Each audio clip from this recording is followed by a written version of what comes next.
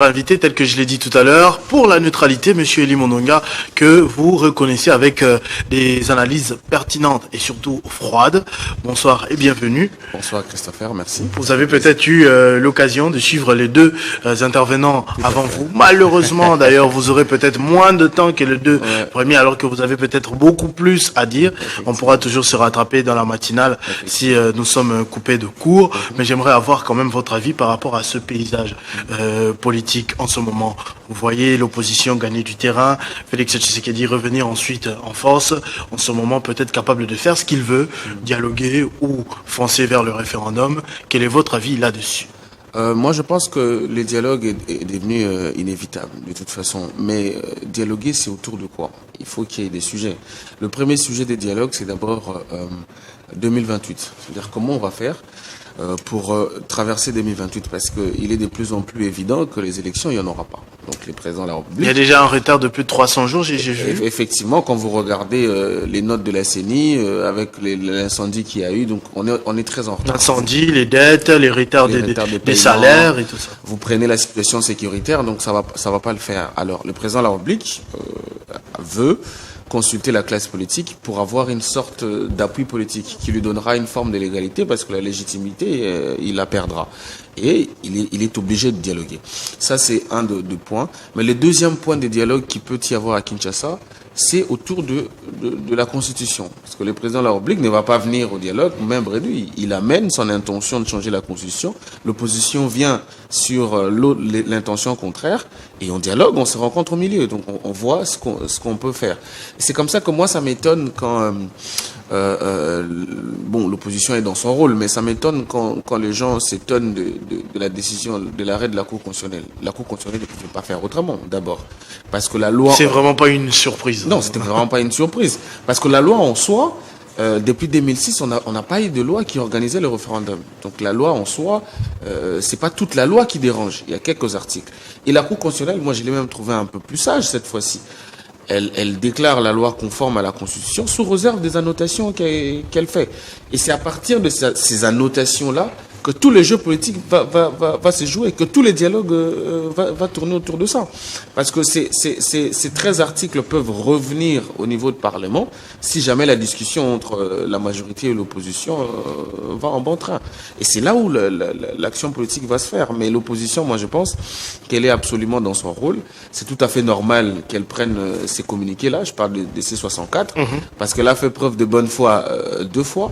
Il fallait qu'elle se rattrape un peu dans l'opinion, parce que vous savez qu'elle a été extrêmement critiquée pour avoir écouté l'appel de prêtres. Donc c'est tout à fait normal, ils sont dans leur jeu, quoi. Et vous voyez l'Église réagir comment dans tout ça? Parce que, comme il était en train de le dire tout à l'heure, Faustin Chimanga, c'est un peu le crédit moral des prêtres qui a joué pour arriver à ce consensus-là.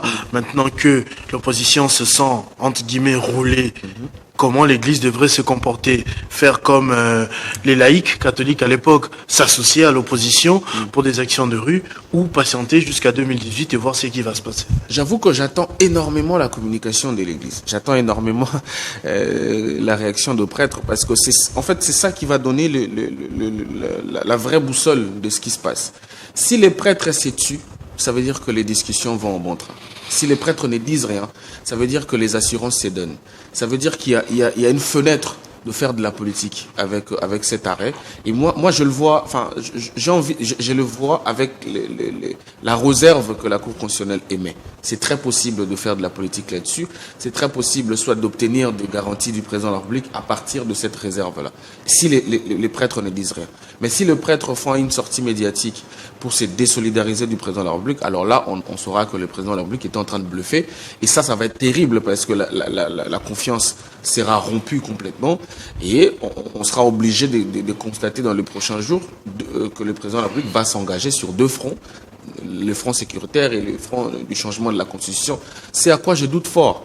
Je doute fort parce que le président sait qu'il lui est très désavantageux d'avoir l'opposition sur son dos d'ici 2028. Ça va être très compliqué. On est en train de... Allez-y. Pourquoi je dis ça, Christopher? Parce que 2028, je l'ai dit dans l'une de tes émissions, à la matinale, que c'était l'horizon des événements. Que si on arrive à 2028 sans une solution politique de conciliabule, tout peut se passer. D'abord, à Kinshasa, l'opposition va prendre beaucoup de poids. Pas parce que forcément les leaders comptent, mais parce que les sujets de changement de la constitution du troisième mandat étaient des sujets sensibles. Après toute la lutte de l'UDPS, c'est devenu un sujet sensible pour les gens. Personne ne veut que le président prenne un troisième mandat. Mais le deuxième aspect, c'est l'aspect sécuritaire.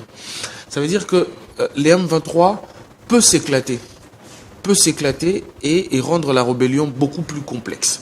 Parce qu'au sein de l'AFC M23, il y a deux agendas. Il y a ceux qui veulent le fédéralisme. Rester où ils sont. Oui, rester là où ils sont, parce qu'ils trouvent que imposer un pouvoir là-bas, ça va leur permettre de résoudre des problèmes qu'ils ont, des problèmes ethniques, tribaux et tout ça. Mais il y a aussi un autre agenda qui est un agenda essentiellement politique, qui est celui d'arriver à Kinshasa et de participer effectivement à la gestion. Mais si on arrive en 2028 et que la question de la survie du président de la République, de la suite de mandat ne se discute pas très bien, attention, l'AFC peut se retirer des M23. Qui sait les soutiens qu'ils ont? Il y a des hommes qui se font former aujourd'hui. Ils sont sous l'autorité est-ce que de Makenga ou de Cornena. Si ça s'éclate comme à l'époque, hein, un peu le RCD, KML, RCD, on risque effectivement d'assister à... Vous parliez tout à l'heure d'horizon 2028, mais moi j'aime toujours qu'on puisse rappeler le fait que le chaos que nous sommes peut-être en train de redouter pour 2028, il y a déjà des Congolais qui le vivent depuis 2022 à Bunagana, depuis 2024 à Goma, à Bukavu, ainsi de suite. Est-ce qu'on n'est pas un peu égoïste à Kinshasa, Eli? On est très égoïste. Et moi, j'arrêterai jamais de saluer la résilience des Congolais qui vivent à Kivu. Parce que hier, je regardais un peu le documentaire de l'éclatement de Yougoslavie et je comparais avec ce qui se passait ici. C'est pas très très différent.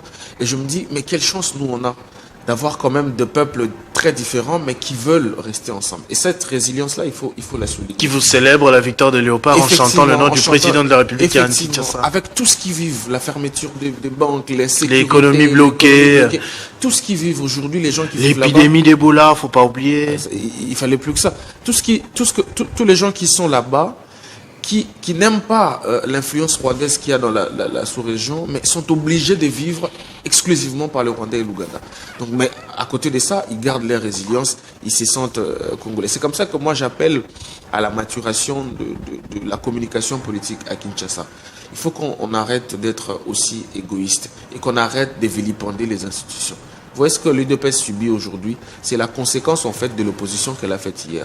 De croire que les institutions, on peut les confondre à des individus. Non, les institutions, faut dire non à tout. Voilà, les institutions sont pérennes. Pour envoyer celui-là au Rwanda ou le ligoter. C'est lui que vous combattez aujourd'hui, mais tenez toujours dans un coin de l'œil que demain vous serez à sa place. Si vous rendez l'institution non crédible, même quand vous serez là, il sera difficile que le peuple croie en vous. Et c'est comme ça qu'aujourd'hui, peu importe le travail que les institutions font, on les voit toujours d'un œil politique. Et ça, c'est très malheureux. Mais bon, attendons la communication de prêtres. Ça va vraiment nous donner la vraie température de ce qui se passe. Mais moi, je pense que le communiqué des C64, c'est un jeu politique. Et je trouve que c'est très bien pour eux. Parce que là, ils se sont rattrapés. Ils sont revenus dire au peuple, nous on a fait preuve de bonne foi, mais apparemment de l'autre côté, on continue de vouloir changer la Constitution. En même temps, je pense que l'Union sacrée ne peut pas faire autrement, parce que si jamais la Cour constitutionnelle déclarait la loi non conforme à la Constitution, ça voudrait dire qu'on ferme les valises et les agendas, la C64 a gagné, il n'y a plus besoin de dialogue. Parce qu'il ne faut pas oublier que le président de la République a gagné en 2023. Effectivement, face à tous ces gens qui veulent dialoguer avec lui aujourd'hui. C'est-à-dire que pour dialoguer avec l'opposition, entre guillemets, non armée aujourd'hui, il faut qu'il y ait vraiment une question de crise. Et la première question de crise, comme j'ai dit, c'est l'organisation des élections en 2028. Mais la deuxième question, c'est justement la question de la Constitution. Très bien, merci beaucoup Eli. Je l'avais prévenu, vous serez un peu plus bref. Si votre agenda le permet, on va l'étudier pendant les génériques. Vous pourrez revenir peut-être demain à la matinale pour éclater les dossiers, notamment ce qui se passe à Kinshasa, le service national, le président au Katanga, l'insécurité, tout ce qu'on est en train de voir. Ce serait. Il y a de plus en plus de morts. J'ai vu sur les réseaux qu'il y a un monsieur qui est mort alors qu'il préparait son mariage pour le mois prochain. J'ai vu une dame à Mongafula. Oui, une dame à Mongafula également qui a rencontré qui qui aurait rencontré des Koulouna. Celui-là également a rencontré des Koulouna qui lui ont pris sa moto. Ensuite, ils ont pris sa vie. Et imaginez sa future épouse en ce moment. Donc, Devenu veuve avant l'heure. Avant l'heure. Merci beaucoup, Elie, pour ces analyses. Donc, Merci. vous confirmez, on sera avec vous demain, Oui, pour la tranche matinale. Ça commence à partir de 7h30. On sera avec Elie dès 9h45 par là, pour l'invité de la matinale. On passe tout de suite le relais dans l'autre studio où Madame Arlette Boutella est déjà confortablement installée pour vous présenter la grande édition de 19h. Bonsoir et bienvenue, Arlette. Merci Christopher Ochokoum et bonsoir à tous. Les titres à chaque heure, à toute heure, c'est sur Télé 50.